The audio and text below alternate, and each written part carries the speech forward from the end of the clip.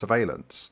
And that's what they're talking about, isn't it? What did you think, James? Yeah, so I loved the editorial, and I went down a real rabbit hole because I pulled the original paper, and that's brilliant as well. It took me back to being, I used to do intensive care as a pharmacist in the 90s. I was taught by a fantastic intensive care pharmacist, Bob Morris, who had enormous respect on the unit. And so when they talk about team-based decision-making as one of the solutions, that was going on in a small district general in South Wales, even in those days. And you could just see they would wait sometimes for the pharmacist to come on the unit to have that discussion. Even, all those years ago, the things that jumped out at me, look, being brave or being burnt. And if you've been burnt, that changes your decision making, and to recover from that is tough. And then in the original article as well, they talk about the difference between core hours and out of hours decision making.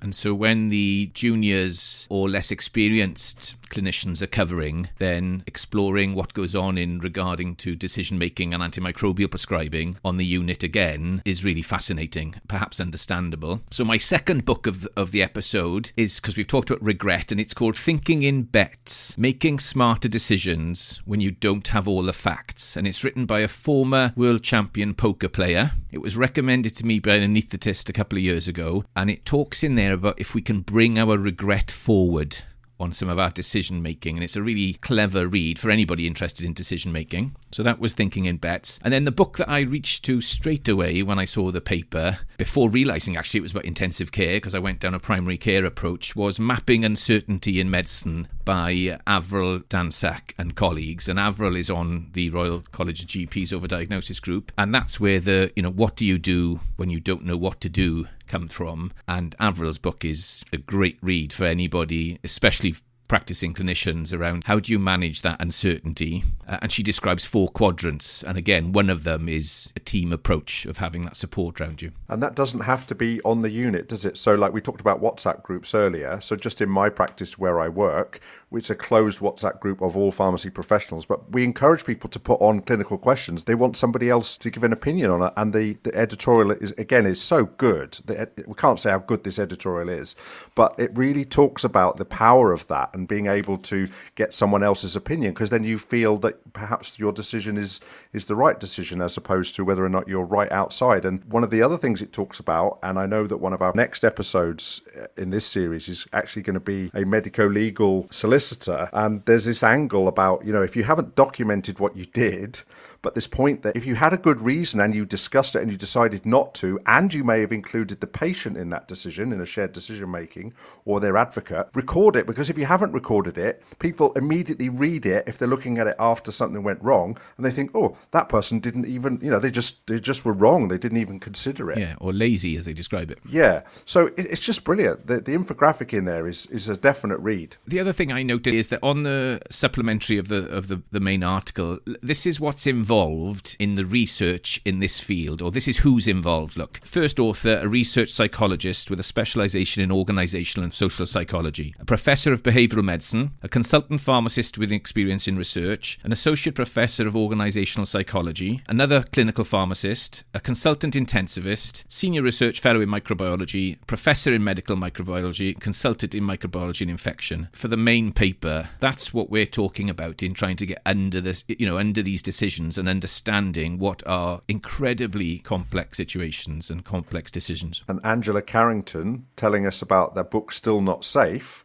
What is it saying is that the reason perhaps why we haven't moved forward in healthcare is we didn't rely on health psychologists, engineers, all these other people that look at it in a different way. As you were all talking there, it was making me reflect that we do have some interventions that have been developed, but what we haven't necessarily done is frame it in this way. So talking about documentation and that decision-making process, there's a research study on at the moment called the Ark Study. And the idea is that clinicians need to document how certain they were of their infection diagnosis at the point. And actually before that, when we developed Start Smart Then Focus, and it was published in 2011, the basis of that was to encourage people to document their decision, to document the indication as a way so that actually when the next clinician comes in to review the patient, it allows them to make a decision to either stop, review, or change the antibiotic. And then for substitution, I highlighted, it talks about replace with pharmaceutical with non-medical pathway of care. So we talked about the non-prescription path. But what I also hope will happen with this is that colleagues who at least for in infection management, will use this when they're developing their interventions and actually share why the basis of the behavior change strategies or the psychosocial strategies and frame their interventions in that manner, because that will also help you to evaluate your interventions and to move forward. But having said that, there have been other reviews done before as well around behavior change and behavior change strategies to tackle antimicrobial resistance and stewardship interventions. But this is a really good way to look at it. And certainly the diagnostic uncertainty was quite critical with the COVID management, and part of why we've got significant increases in antimicrobial use within secondary care. To finish on that, I've got a book you haven't read, Jamie. It's called Surgeon X. It's a comic or a graphic novel, and it was a gift to me from another antimicrobial pharmacist, Avril Tucker. You may know Diane. I know Avril. Yeah. And so I'd been helping her with some antimicrobial work. So she bought me this as a present, which was fantastic. So it's about the near future where 9 million people in Britain have died as a result of antimicrobial resistance. The country becomes much more fascist, and they introduce the Antimicrobial Preservation Act with the tagline, "Rationing is rational." And so the basic premise is that you only get an antibiotic based on your role and status in society. Everyone else is left to suffer. So it was written in 2017 before the pandemic, but when you reread it, you start to see some of the stuff that's coming through now. I think it's obviously a bit of a sci-fi dystopian thriller, but it's probably quite a realistic message of what we faced if AMR is not properly addressed. And there was the final ingredient. Yeah. Yeah, positive and pacey. Okay, thanks all. A big thank you to Diane for joining us on the Oral Apothecary and for sharing her stories, her desert island drug, her career anthem, and her book for the Oral Apothecary Library. Coming up next time, we'll be joined by Tracy Lyons. Tracy is a medicines optimisation pharmacist at University Hospitals Dorset and UK Clinical Pharmacy Association's Environment and Sustainability Advisor. In March 2021, Tracy formed Pharmacy Declares, a self-convened group of climate-conscious pharmacy professionals calling for the professional and regulatory bodies to 1.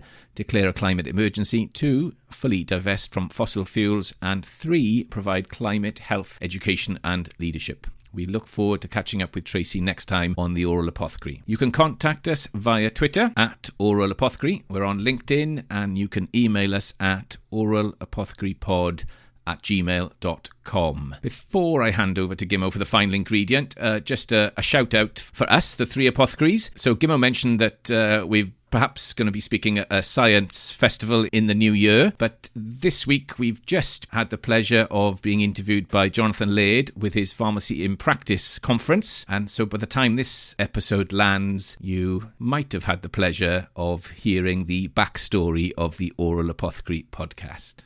Over to Gimmo now for the final ingredient. Thanks, Jamie, and thanks, Dan. That was fantastic. That was a real pleasure.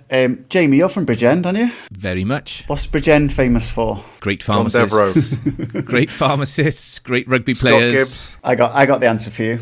Maggots. Oh yes, maggots as well. Yes. Yeah. So there's a story in Western Mail or Wales Online, if you prefer, a couple of weeks ago about the medicinal maggots engineered in Bridgend and sold across the UK. So tucked away in an unsuspecting industrial estate in South Wales is a revolutionary lab that has the capability to save life and limbs daily. And in the context of today's discussion, help with antimicrobial resistance. So the company, Biomond, specialises in manufacturing aseptic larvae, which can be used to treat chronic wounds such as diabetic ulcers, pressure ulcers, burns and hematomas. And basically, they work by feeding on the dead tissue and steering clear of anything healthy. They were supplied to hospital pharmacies and were introduced in the 1990s as a potentially safer alternative to antibiotics. And I actually dispensed some of this back in the day. I don't know if they still do, but they used to go out through community pharmacy. Company explains many clinicians are hesitant about using a therapy, but as soon as they see it in action, they come round. So there you have it. The answer to the antimicrobial crisis: Welsh maggots. This was a 3 Apothecaries production. Sound engineer Jimbo Slough. Original music Jamie Brewster. Artwork by David Baker. Thanks for listening to the Oral Apothecary podcast. It's all about pills, thrills and bellyaches. This episode of the Oral Apothecary is sponsored by jamiehayes.co.uk.